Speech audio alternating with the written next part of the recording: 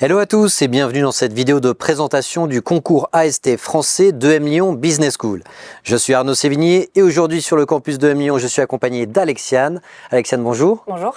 Merci de nous accueillir sur votre campus. On va pouvoir échanger avec vous durant une vingtaine de minutes sur les modalités de ce concours. Alexiane, avant toute chose, est-ce que vous pouvez vous présenter rapidement pour les candidates et candidats qui nous regardent? Oui, bien sûr. Donc moi, je m'appelle Alexiane Merlin. Je suis responsable du recrutement et des admissions pour le programme Grande École, toutes voies d'admission confondues. Et je suis également diplômée de l'école, donc c'est une école qui me tient particulièrement à cœur. Donc le dossier qu'on va vous envoyer en tant que candidat, c'est vous ensuite qui le dispatchez au sein de vos évaluateurs et évaluatrices, c'est ça? Exactement. Le sommaire s'affiche. Dans un premier temps, on parlera du concours AST, à savoir qui est éligible, qui peut candidater. Puis le calendrier, les frais d'inscription, les statistiques, très important, le nombre de places, le nombre d'admis, etc. Les épreuves d'admissibilité, entre guillemets les épreuves écrites, puis les épreuves orales. Et enfin, on terminera aussi avec le témoignage de Camille, qui est une admise via les concours AST de l'année dernière. On commence par le concours AST, Alexiane. Qui est éligible à ce concours AST français? Alors, le concours AST français, il est éligible pour les étudiants qui valident un diplôme français de niveau Bac+3. Donc, un Bac+3 qui va être soit visé par l'État, soit de niveau 2 RNCP ou sur la nouvelle nomenclature, le niveau 6, sur l'échelle européenne. Et c'est ouvert à toutes les filières. On n'est pas restrictif. Ça peut être autant des étudiants qui viennent d'économie, gestion, management, mais aussi des étudiants qui ont fait des filières complètement atypiques, ingénierie, pharmacie, sport, droit, marketing et autres. Donc, il faut que ce soit un diplôme français, c'est pas votre nationalité qui compte, c'est la nationalité de votre diplôme, donc diplôme français, et quelle que soit la filière, hein, comme vous l'avez dit, que ce soit de la philo, LEA, art, sciences sociales, on a mis langue, économie, gestion, droit, ingénieur, veto, pharma, minimum Bac+3, c'est-à-dire si j'ai un M1 et un M2, je peux candidater au PGE. Absolument. Aujourd'hui, on a à peu près 80% d'étudiants qui viennent de licence, de niveau licence 3, mais après, le reste, c'est plutôt des Bac+4 et des Bac+5. Si vous avez un BUT, la même chose, c'est OK. Si vous avez un bachelor d'une autre école de commerce, vous pouvez aussi candidater, il n'y a aucun souci. Exactement. OK, donc, et si vous avez effectué une ou plusieurs années de classe préparatoire avant de bifurquer, par exemple à l'université, là aussi, vous êtes considéré comme un candidat AST, vous pouvez candidater, il n'y a aucun souci. N'hésitez pas d'ailleurs à regarder notre vidéo concernant le PGE avec Elsa, qui est la vice-présidente de la junior entreprise, qui a fait 2 années de classe préparatoire, 1 année de licence 3 et qui a intégré l'EM Lyon via les concours AST. On passe à la slide suivante, Alexiane. Le calendrier. Oui. Ouverture des inscriptions le 11 décembre. C'est ça, absolument. Notre recommandation, c'est de ne pas attendre la dernière minute pour s'inscrire. Profitez des vacances qui généralement sont des périodes creuses en termes de révision. Donc vous n'allez pas réviser le Taj-Mahal, ni le TOEIC ou le TOEFL ou le GMAT durant vos vacances de Noël ou de février. Donc profitez des vacances pour vous inscrire. Donc faites-le avant la fin de l'année. Vous ne pouvez pas aller jusqu'au bout, jusqu'à valider votre inscription parce que vous aurez probablement un deuxième passage de Taj-Mahal début 2024. Mais commencez déjà à remplir tout ce qui est administratif, votre prénom, votre nom, votre mail, valider votre mail, etc. Vous pouvez remplir votre profil candidat à 80%. Faites-le dès maintenant, n'attendez pas la dernière minute parce que vous serez occupé à réviser en 2024. Clôture des inscriptions le 22 mars. Absolument, c'est ça. 22 mars, on nous pose souvent la question, je suppose que c'est minuit. Oui, c'est à 23h59 précisément. D'accord, mais c'est automatique, hein, vous n'êtes pas derrière l'ordinateur à minuit. C'est automatique, c'est tout paramétré, donc effectivement, à 23h59, ça va couper, donc il faut bien le faire en amont et bien anticiper. Si on vous écrit le 23 mars pour vous dire « Ah, j'ai oublié une pièce, j'ai oublié un document, etc. », est-ce que vous pouvez prendre en compte la demande ou est-ce que c'est fermé, C'est fermé. Donc, il faut vraiment être clair vis-à-vis de ça. Ils ne vont pas rouvrir votre compte, c'est fermé d'un point de vue informatique, ils ne peuvent pas rouvrir vos dossiers. Ensuite, ils sont distribués aux différentes évaluatrices et évaluateurs de vos dossiers.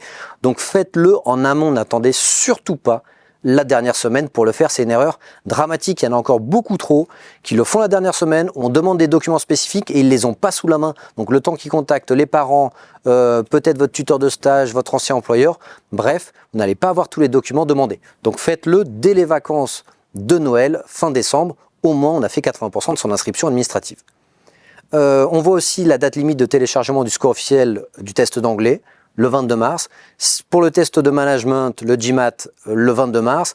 Les scores TAJMAJ, eux, sont récupérés directement auprès de la FNEJ. Exactement. Tout ce qu'on doit récupérer de la part de l'étudiant doit être mis dans le dossier pour le 22 mars au moment de la validation du dossier. Par contre, on récupère effectivement auprès de la FNEJ les TAJMAJ, donc on laisse un tout petit peu plus de temps. Lorsque vous vous inscrivez pour vos sessions de TAJMAJ, n'oubliez pas de sélectionner les écoles auxquelles vous avez l'intention de candidater. Donc cochez bien l'EM Lyon parmi toutes les écoles disponibles. Ensuite, on peut passer son TAJMAJ du coup jusqu'au 23 mars. Oui. Donc c'est pas une erreur, hein, c'est bien un jour après la clôture. On laisse jusqu'au samedi parce que c'est vrai que parfois c'est plus facile quand même d'avoir des sessions le samedi, donc on tolère un jour de plus et après nous on se débrouillera pour récupérer les éléments. Ensuite, donc vous étudiez le dossier, on va voir ça juste après, vous évaluez le score TAJMAJ, vous transformez tout ça en note sur 20 et vous déclarez le candidat admissible ou non. Exactement. Résultat d'admissibilité, la date vous sera communiquée sur le site et même si vous nous suivez sur les réseaux sociaux, on vous la communiquera aussi. En général, c'est aux alentours du 10 mai. Donc ça sera peut-être 2 jours avant, 2 jours après, mais c'est aux alentours du 10 mai, comme toutes les écoles du top 10, c'est assez classique. Réservez rapidement ensuite vos oraux. Oui.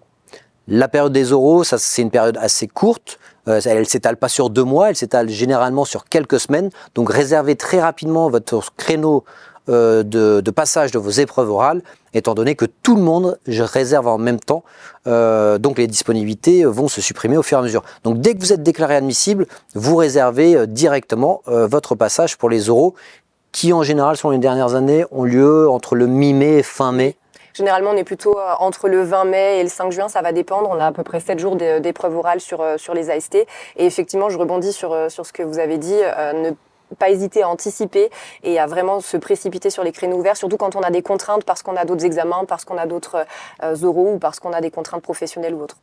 Est-ce qu'on est convoqué pour une journée ou une demi-journée ? Une demi-journée. D'accord, donc l'épreuve d'entretien de motivation dont on va parler tout à l'heure et l'oral d'anglais, c'est sur la même demi-journée. Exactement. Parfait. Faites-le aussi rapidement parce que les trains sont rapidement full. Et pareil pour les hôtels, si jamais vous ne pouvez pas dormir chez l'habitant ou si jamais voilà, vous ne trouvez pas de logement, vous allez devoir réserver une chambre d'hôtel.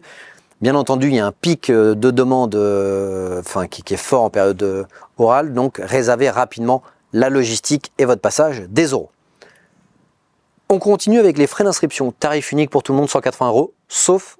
Exactement, sauf les boursiers du Crous, avec bien évidemment la soumission d'une attestation définitive d'attribution de bourse de l'année en cours pour pouvoir être exempté des droits de candidature. Et également, tous les étudiants qui candidatent avec un statut de sportif de haut niveau sont exemptés des 180 €. Parfait. Statistiques, ça c'est important, on nous le demande souvent. On vous a mis l'évolution, on vous a mis le nombre de places. Donc vous voyez en 2021, 380, 2022, 365 places. 2023 365 et en 2024 ça sera combien? 365 toujours, on est stable. Donc on reste sur 365. Comme vous le voyez, le nombre de candidats, on va arrondir, il est aux alentours de 2000. Attention, il y aura plus de 365 admis. C'est vraiment 365 intégrés à EM Lyon. Mais il y a toujours un nombre d'admis un peu supérieur, parce qu'il y en a qui se désistent pour d'autres écoles. Exactement, donc il y en a certains qui se désistent, et effectivement on fonctionne avec une liste d'attente. Donc vous avez effectivement 3 statuts, des admis sur liste d'attente et des non admis. Et après, au fur et à mesure des désistements, on va ouvrir la liste d'attente au fur et à mesure, jusqu'à atteindre du coup le nombre d'intégrés 365. Parfait. On rentre dans le vif du sujet du concours, les épreuves d'admissibilité. Après avoir créé votre espace personnel, en effet, faites-le vraiment en décembre. Vous allez avoir 2 grands piliers. Un premier pilier qui est le dossier, coefficient 6. Oui. Qu'est-ce qu'il y a dans le dossier, Alexiane? Alors dans le dossier, c'est principalement des informations sur votre parcours académique, quelques informations aussi sur des expériences professionnelles si vous en avez, mais pas de panique si vous n'en avez pas, ou également associatives, mais c'est principalement tout ce qui est information académique. Est-ce qu'on doit donner des justificatifs aux informations qu'on communique? Oui, alors on va demander, pour tout ce qui est académique, effectivement, certificat de scolarité de l'année en cours, les relevés du bac ou les notes, éventuellement les différents diplômes qui ont pu être obtenus par l'étudiant. On demande les relevés de notes, bien évidemment, de tout le parcours post-bac, y compris des années de redoublement, ça c'est très important. On demande aussi un CV pour tout ce qui est expérience professionnelle. Donc effectivement, on a besoin quand même de cadrer, d'avoir des justificatifs. Beaucoup des candidates et des candidats qu'on suit et qu'on prépare nous disent, voilà, je suis en L3, je n'ai pas encore mon bulletin scolaire parce que ma fac traîne un peu. comment je fais? Qu'est-ce que j'indique? C'est pas très grave, on a comme une tolérance par rapport justement au semestre 1 de l'année de candidature parce qu'on sait que les établissements ne donnent pas tout le temps le relevé de notes dans les temps, donc c'est pas très grave, on se basera du coup sur les éléments qu'ils nous ont fournis sur les autres années. On nous pose aussi souvent la question de savoir est-ce que la dernière année de mon diplôme, par exemple l'année de L3, est davantage prise en compte que la première et la deuxième année? Non, on regarde l'intégralité du parcours. D'accord. Autre question aussi qui est assez fréquente, est-ce que les M1 ou les M2 sont avantagés par rapport aux licences? Est-ce que c'est administratif ou est-ce que c'est parce qu'ils ont davantage d'expérience? Ils ont plus d'expérience forcément, c'est des profils plus matures, avec des expériences professionnelles peut-être un peu plus significatives aussi, donc ça les aide forcément dans leur parcours. Néanmoins, c'est pas forcément évident qu'ils soient avantagés sur la candidature. Bien sûr. Nous, on le voit, hein, ça fait des années qu'on les prépare, les candidats. Un candidat, soit il est bon et il correspond aux critères et aux standards de M Lyon et il est pris, soit il n'est pas pris. Ne vous dites pas je suis en M1, je serai pris, ou au contraire je suis en L3, je serai pas pris. Ça, c'est absolument faux. Et comme vous me le disiez en off, 80% des candidats sont des L3. Exactement. Et ils réussissent quasiment aussi bien que les M1 et les M2. Donc préparez-vous bien, faites en sorte d'avoir le meilleur score possible sur le Taj-Maj ou le GMAT. Maximisez votre dossier en termes d'expérience. Il vous reste encore quelques mois pour faire peut-être des expériences associatives, des expériences personnelles. Faites un bon CV, c'est aussi très important. Je suppose que vous jugez aussi bien le fond que la forme sur le CV. Oui, alors effectivement, on va juger surtout le fond quand même, la forme, et c'est vrai que c'est important parce que c'est aussi ce qui va donner envie au jury et aux examinateurs de regarder le CV. Mais très sincèrement, c'est pas très grave si on n'a pas un CV complètement design ou pas. L'important, c'est vraiment le fond. Et le TOEIC aussi dans le dossier? Absolument, le TOEIC fait partie. Alors, TOEIC, le TOEFL, le test d'anglais. Voilà, le test d'anglais fait partie des critères de notation de la note de dossier, effectivement. Est-ce qu'il y a un score éliminatoire concernant le TOEIC? Non. Par contre, effectivement, comme ça fait partie d'un des critères de notation, forcément, plus le score est élevé, plus c'est avantageux dans la note de dossier, et plus le score est mauvais, moins c'est intéressant pour l'étudiant. Donc on peut passer le TOEIC, donc Listening and Reading, le TOEFL IBT ou l'IELTS. Exactement. Parfait. Est-ce qu'il y a un test d'anglais qui est avantagé par rapport à un autre? Non, pas sur le système de notation, parce qu'effectivement, nous, on a des systèmes d'équivalence qui vont nous permettre effectivement de noter de manière équitable chaque test.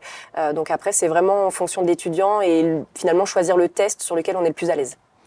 Même question entre GMAT et Taj-Maj, est-ce qu'il y a un test qui est avantagé par rapport à un autre? Non, pas avantagé. Par contre, c'est vrai que le Taj-Maj, il est fait en français, donc on est sur une voie d'admission française, donc a priori, c'est plutôt la logique. Mais néanmoins, on a quand même ouvert au GMAT il y a quelques années parce qu'on avait des étudiants qui se trouvaient à l'étranger. C'est vrai que le Taj-Maj n'est pas forcément beaucoup présent sur certains pays, donc on a ouvert aussi au GMAT, mais majoritairement, j'ai envie de vous dire, à 95%, c'est des étudiants qui passent le Taj-Maj. Même question sur le Taj-Maj, il n'y a pas de score éliminatoire, il n'y a pas de score minimum. Mais comme vous l'avez dit, meilleur est votre score, meilleur sera votre note sur 20. Et ça permet de prendre des points d'avance au moment des oraux. Exactement. Parce que ce qui est important, et ça nous permet de faire la transition avec les épreuves orales, votre résultat d'admission, c'est la moyenne des écrits plus des oraux. Oui. Les compteurs ne sont pas remis à zéro au moment des oraux. Tout rentre en compte pour l'admission, aussi bien pour la phase d'admissibilité, pour la première partie, on reprend tout en compte pour la phase d'admission. Donc, pour parler de manière très concrète aux étudiants, s'il y a à peu près 2000 candidats, on va dire que les meilleurs, si on fait simple, c'est le loi normale, sont notés 16 sur 20, les moins bons sont peut-être notés 8 sur 20. Donc vous avez une tranche de 8 points, de 8 sur 20 à 16 sur 20, et il y a 2000 candidats répartis sur ces 8 points. Donc chaque point sur 20 que vous gagnez, tout dépend où vous vous situez sur cette tranche, c'est grosso modo, 2000 divisé par 8, c'est entre 200 et 400 places de gagner. C'est vraiment très important de donner le maximum de vous-même pour être à 100% de votre potentiel pour intégrer cette école. Le M Lyon, c'est un top 5, c'est une école d'élite, c'est un top 20 européen, donc il est fondamental de donner le meilleur de vous-même pour faire partie des 365 admis. On arrive aux épreuves orales. Oui. Donc j'ai réservé mon créneau rapidement, j'ai réservé mon train rapidement, mon hôtel. Je suis le 28 mai sur votre campus et j'ai 2 épreuves. L'entretien de motivation, qui est le plus gros coefficient 9. Exactement. En quoi consiste cet entretien? Alors l'entretien de motivation, il dure au global 25 minutes. L'étudiant, le candidat est face à un jury de 2 personnes, généralement un professeur EM Lyon ou un cadre dirigeant, et un diplômé du programme Grande École avec une certaine expérience professionnelle. Et on est sur vraiment 2 parties en termes d'entretien, forcément une phase de présentation qui va durer 2-3 minutes où les trois protagonistes se présentent. Chacun leur tour. Exactement. Et puis ensuite, c'est vrai que la particularité à EM Lyon, c'est qu'on a ce système de cartes qu'on tire au sort. Donc, on a effectivement une boîte à questions en face de chaque étudiant avec 4 thématiques, créativité, projet, expérience et personnalité. Et le candidat tire au sort une question dans chacune des thématiques et doit répondre du coup aux 4 questions, sachant qu'on peut prendre quand même un tout petit temps de préparation, entre guillemets, le temps de bien lire la question. Alors attention, ne pas prendre non plus 2-3 minutes, parce que face à un jury, le blanc peut être un petit peu long. Mais par contre, effectivement, on prend quand même 30 secondes, 1 minute. On commence par la question qui nous semble la plus évidente, en tout cas pour laquelle on a peut-être le plus d'affinité. Et puis après, le jury continuera avec les 3 autres questions. Ce qui est important de dire, c'est que le jury, il n'est pas là, entre guillemets, pour casser le candidat. C'est tout l'inverse. Le jury, il est là pour vous mettre à l'aise, pour découvrir votre personnalité, pour comprendre votre projet professionnel, pour aussi comprendre vos motivations pour intégrer EM Lyon. Donc il est là pour vous mettre dans de bonnes conditions afin que vous puissiez vraiment dévoiler votre potentiel. Donc soyez rassurés par rapport à ça. Les 4 cartes que vous avez citées, Alexiane, c'est vraiment pour vous aider à rentrer dans le bain de cet entretien, parce qu'il y a toujours une petite source de stress. Ça permet peut-être un peu de casser un peu ce stress naissant, et pour vous donner des pistes de lancement vers vos différents arguments que vous souhaitez mettre en avant. Donc il y a un petit peu de préparation en amont à faire quand même d'un point de vue personnel, c'est-à-dire il ne faut pas arriver les mains dans les poches, mais encore une fois, soyez authentique, soyez naturel. On n'attend pas des robots, l'EM Lyon n'attend pas des robots, ils attendent vraiment des têtes bien faites et bien remplies. L'épreuve orale d'anglais, en quoi ça consiste? L'épreuve d'oral, donc c'est une préparation de texte de 20 minutes et un passage à l'oral de 15 minutes face à un jury de langue, bien évidemment, avec donc le texte va principalement être sur un sujet d'actualité. Actualité en tout genre, ça peut être culturel, politique, sociétal, environnemental. Donc c'est assez divers et varié. Et simplement, donc une préparation de texte avec un commentaire de texte à faire, peut-être une partie aussi sur tout ce qui est traduction, et puis après un échange assez libre par rapport au fond et au sujet du texte. Très bien. Juste une question par rapport aux différentes cartes qui peuvent tomber. Donc on a dit, pour récapituler, projet, généralement en lien avec le projet professionnel. Donc normalement, ils sont un peu censés l'avoir travaillé en amont. Donc ça, c'est une carte entre guillemets valeur sûre. Personnalité.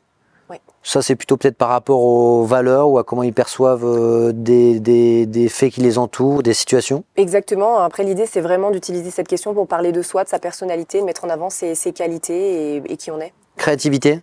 Créativité, alors là on est plutôt sur parfois des questions qui peuvent être un petit peu plus farfelues. L'idée c'est vraiment... C'est de la créativité. C'est de la créativité.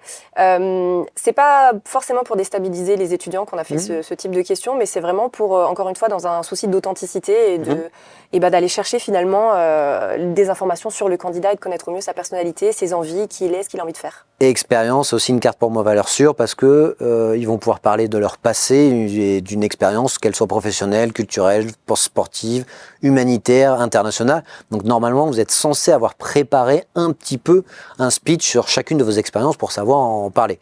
Donc n'oubliez pas, lorsque vous parlez d'une de vos expériences, il y a une partie descriptive pour poser un peu le cadre et le contexte, et aussi ce que vous avez pu développer en termes de qualité et de compétences sur chacune de vos expériences pour savoir ce que vous en avez tiré, que ce soit un échec ou un succès, peu importe, ou que ce soit une expérience lambda, comme par exemple si vous faites du vélo, tout comme une expérience extraordinaire si vous avez fait un échange en Australie.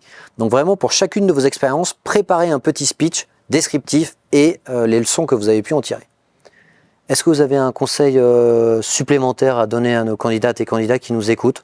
Je rebondis sur ce que vous avez dit, il n'y a pas de petite expérience vraiment, on a tendance à se censurer en réalité et à pas donner, et à penser que c'est des petites expériences, que ce soit associatif, que ce soit sportif, et en réalité ces expériences-là font notre personnalité et qui on est, et c'est ça qu'on veut savoir en réalité, donc il ne faut pas hésiter à mettre tout ça en avant, c'est vraiment essentiel.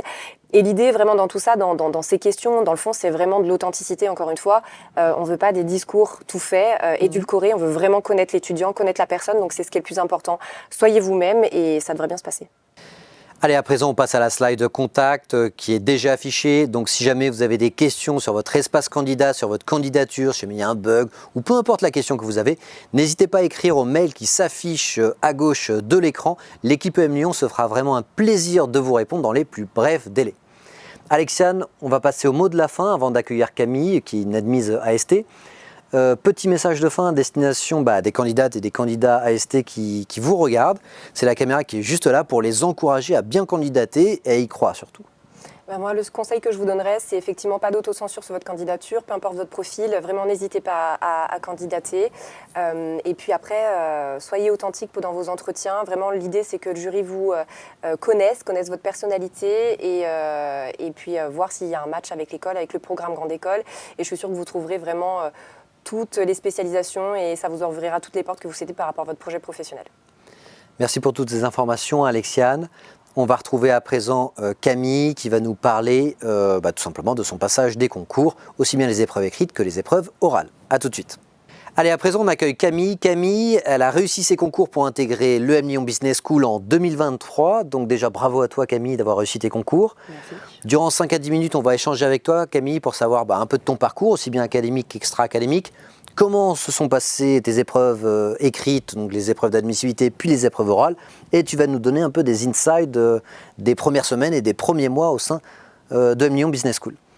Camille, parlons un peu de ton parcours. Est-ce que tu peux nous dire le bac que tu as passé, un peu ta moyenne au baccalauréat et le diplôme qui t'a ensuite permis de candidater aux AST français à l'EM Lyon? Alors, moi, j'ai obtenu un baccalauréat scientifique en 2020. Puis après, j'ai effectué une licence d'économie et gestion à l'Université de Bordeaux.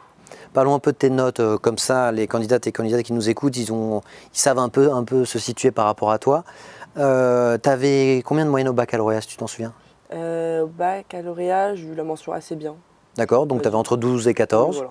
Mention assez bien. Ensuite, tu as fait une licence d'économie-gestion, c'est ça? Oui. Tu te souviens de ta moyenne concernant cette licence d'économie-gestion? Oui, j'ai eu la mention bien et j'avais un peu plus de 15 de moyenne. Donc ça, c'est plutôt une bonne moyenne académique. Tu es quand même monté en puissance au fur et à mesure de tes études. Et à côté de ça, tu m'as dit en off que tu avais pu travailler chaque été. Oui. Donc expérience professionnelle. Oui, expérience professionnelle à chaque fois d'1 ou 2 mois. Tu avais fait quoi? J'ai fait des hôtesses de caisse dans un supermarché, j'ai fait des ménages, de la restauration. Ok, donc caissier, magasinier, serveuse, un peu tous les jobs étudiants classiques. Ça, c'est vraiment très important, hein. Pas d'autocensure par rapport à l'ensemble des expériences professionnelles que vous effectuez. Que ce soit un CDD, de l'intérim, un stage, ce n'est pas le format de votre contrat de travail qui compte. L'important, c'est les missions que vous réalisez. Et en l'occurrence, Camille, toi, tu avais des missions dans différents secteurs. Donc, tu avais la restauration, la grande distribution. Tu avais d'autres secteurs, du coup, ou pas? J'ai aussi fait des ménages pour une agence immobilière. D'accord. C'était intéressant de voir quelque chose. Et tu es aussi hôtesse, tu m'as dit? Non, j'ai aussi fait la vente dans une boutique de vêtements. Ok, donc vendeuse classique, conseillère de vente. Oui, voilà. Ok. Et ensuite, tu décides de candidater à l'EM Lyon Business School au cours de ta 3e année de licence. Oui. Tu connais les 2 épreuves, en tout cas, tu as choisi le TAJMAJ et le TOEIC. Sur combien de temps tu as préparé ces 2 épreuves? Je dirais le TAJMAJ, je me suis préparée pendant 2-3 mois avant de le passer. D'accord. Et le TOEIC, un mois et demi. Tu les as passés combien de fois, TAJMAJ et TOEIC? Une fois les 2, j'étais satisfaite de mes résultats. Ok, puisque la preuve, parce que ça t'a permis d'être admissible, ce qui fait que tu as ensuite passé les oraux.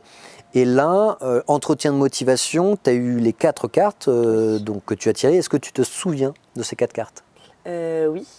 Alors ma première carte, celle que j'ai choisie, c'était une carte du genre quelle est votre plus grande réalisation, votre plus beau projet. Ouais, donc ça c'est la carte d'expérience. Oui, voilà. Tu te souviens de ce que tu avais dit pour ta plus grande réalisation? Tu avais dit quoi? J'ai fait un projet solidaire quand j'étais au lycée. D'accord. Pendant 2 ans, on a récolté des fonds, puis on est parti 3 semaines au Rwanda dans un centre d'accueil pour les enfants de la rue. Ok. Donc, projet humanitaire. Oui, voilà. Donc c'était assez facile, c'est une expérience qui me tient à cœur, donc j'aime en parler. Ok. Ça m'a mise en confiance de commencer à parler d'une expérience qui me plaît et dont j'aime parler. Ok. Voilà.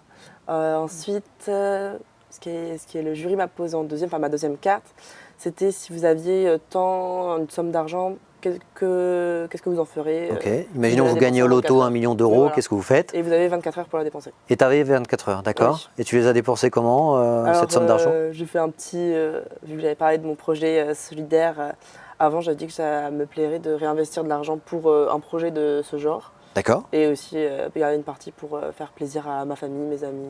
D'accord. Voilà. Donc ça c'est plutôt malin, hein. L'objectif de cette question, c'est d'utiliser cette somme d'argent aussi bien pour un projet associatif, pour une partie loisir. N'hésitez pas à faire une partie épargne, une partie investissement. Bref, à chaque fois les questions qu'on vous pose, ça vous permet de développer une partie de votre personnalité ou de vos expériences ou de votre projet. 3e carte, donc il y a le gain au loto d'1 million, ce que tu en as fait. Ta plus belle réalisation? Et alors, troisième carte, j'ai eu quel est le compliment que vous préférez, que vous aimez recevoir? Que vous préféreriez avoir? Ouais, voilà. Ok. Des choses comme ça. Et t'avais dit quoi du coup? Parce que ça, c'est vachement difficile. Ça, c'est une vraie question de personnalité pure et dure. Ouais, bah moi j'avais dit que j'aimais bien quand on me disait que j'étais drôle et joyeuse. Je me suis inspirée de la réalité aussi, j'ai pas menti, j'ai dit que c'est ce que mes amis me disent en général. Est-ce qu'ils t'ont demandé de raconter une blague ensuite? Non. Est-ce qu'ils ont voulu te tester Alors heureusement non. Ils t'ont demandé des anecdotes d'expérience ou de voyage ou des choses comme ça? Non, ils m'ont pas demandé, mais c'est qu'en amont j'en avais préparé. Toujours une petite anecdote sur je sais pas, un petit moment où je me sens si fière, un petit moment où j'ai eu un peu peur, où j'étais un peu stressée. J'avais préparé plusieurs, j'aurais plus combien vous dire, mais j'ai préparé à chaque fois des petites anecdotes par-ci par-là à dire. Et quatrième carte, est-ce que tu t'en souviens? Oui, c'était sport ou culture, point d'interrogation. Sport ou culture. Ouais. Donc, est-ce que tu avais compris que le ou c'était un et? Oui. Oui, ok, oui. donc tu n'étais pas tombé entre guillemets dans le piège. Et tu avais développé quoi comme réponse? Le sport, j'avais développé sur moi, en parlant d'un sport que je pratique. D'accord. Tu faisais quoi? C'était la course à pied que j'avais commencé depuis ma première année de licence. Ok. J'ai développé là-dessus. Après, j'avais aussi parlé que la culture, c'était important. Et là, j'avais plus développé sur dernier livre que j'avais lu, dernier film que j'avais vu. Ok. Le sport, d'ailleurs, ça me permet de faire la transition, parce que là, actuellement, tu m'as dit que tu étais dans l'équipe de rugby de la Lyon Business School. Oui. Donc, tu es passé de la course à pied au rugby. Oui. Donc, tu as découvert ce sport ici, quoi. Ah oui, je voulais commencer un sport collectif. Ouais. Parce que je sais que c'est quelque chose quand même de fort dans la vie à l'EM Lyon. Et le rugby, vu que je viens du sud-ouest, je me suis dit pourquoi pas, ça me plaît. Ok. Autant passer à la pratique. On va en parler d'ici une minute avec les insights de tes premières semaines au sein de Lyon. Donc, tu as passé l'entretien de motivation, tu as passé l'oral d'anglais, où justement, qui parlait en l'occurrence du cinéma, le thème concernant ton texte d'anglais. Tu arrives sur la page des résultats de tes concours AST de Lyon Business School, et là, tu vois liste d'attente. Oui. Qu'est-ce qui se passe à ce moment-là? Est-ce que tu te dis qu'est-ce que j'ai pas assez bien fait? Tu stresses? Tu te dis bah de toute façon tu vois ton rang descendre au fur et à mesure et tu penses que ça va le faire? T'es dans quel état psychologique? Au début j'avais un peu peur, j'étais un peu stressée. Puis après je me suis posée, je me suis dit c'est bon, il faut se stresser, je verrai avec le temps. Je sais qu'il y a tant de jours pendant lesquels la liste d'attente va bouger, j'attends, ça sert à rien de psychoter. Et au final, je crois que c'est un jour après ou 2 jours après, j'ai eu le résultat d'admission. Oui, donc tu étais juste au-dessus, tu n'étais pas au fin fond de la liste d'attente. Oui, ça allait. Donc ton statut passe de en attente ou liste d'attente à admise. Soulagée, contente, tu as fêté ça, tu l'as directement mis sur LinkedIn, tu as fait quoi? Très très très très contente. Ça tombe bien, j'ai eu la réponse en fin de journée, donc je suis allée fêter ça au restaurant, j'étais très contente. Ok. Oui, j'étais très très contente. C'était l'école que tu visais en priorité à Lyon? Oui. Est-ce que tu te souviens des raisons qui font que tu voulais absolument intégrer cette école, aussi bien d'un point de vue académique, l'international, ou peut-être une rencontre lors d'un salon étudiant, peu importe la raison, qui fait que l'EM Lyon dans ta tête c'était le plan A? Tout d'abord, comment s'organiser le parcours au sein de l'école, le choix des cours avec les cours à la carte. Oui, avec les cours lectifs à la carte. Qui me plaisait. Donc c'était vraiment pour ça. Et aussi j'avais aussi des amis que je connaissais de ma ville qui sont à l'école et un petit combiné des deux.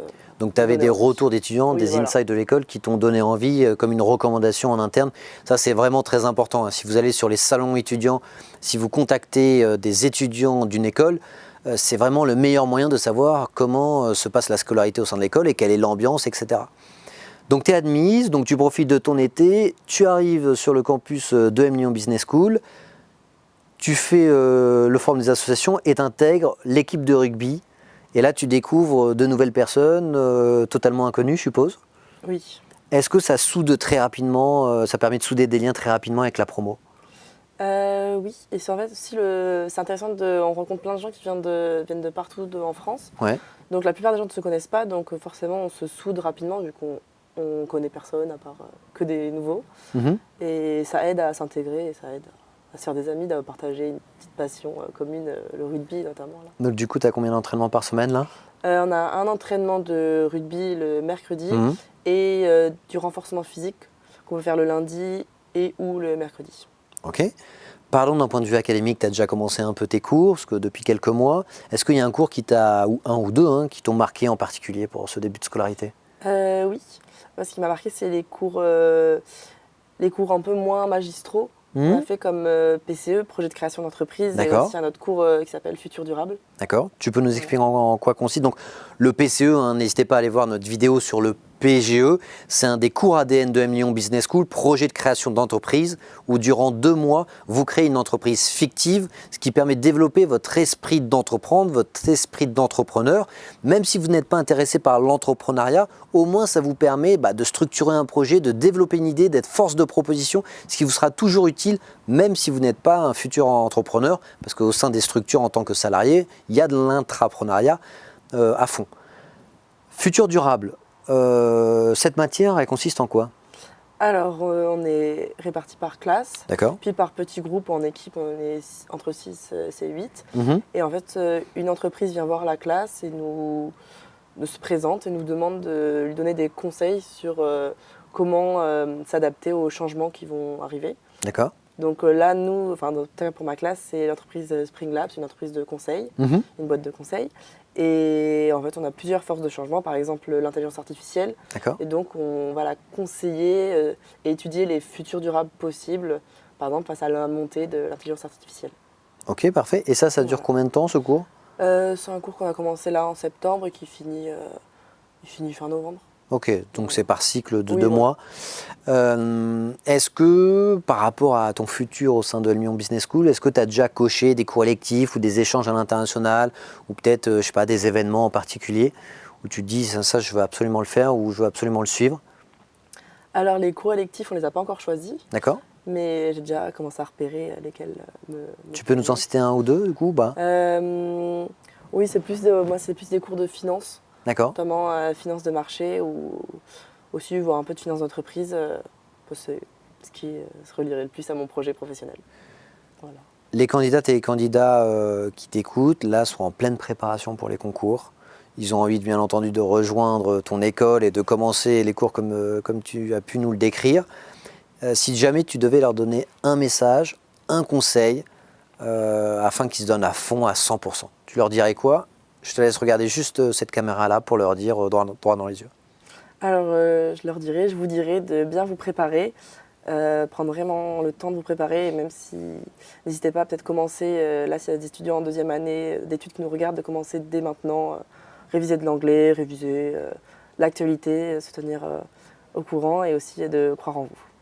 Parfait. Merci à toi Camille de nous avoir partagé aussi bien ton parcours, ta préparation au concours et tes premières semaines de cours à EM Lyon Business School.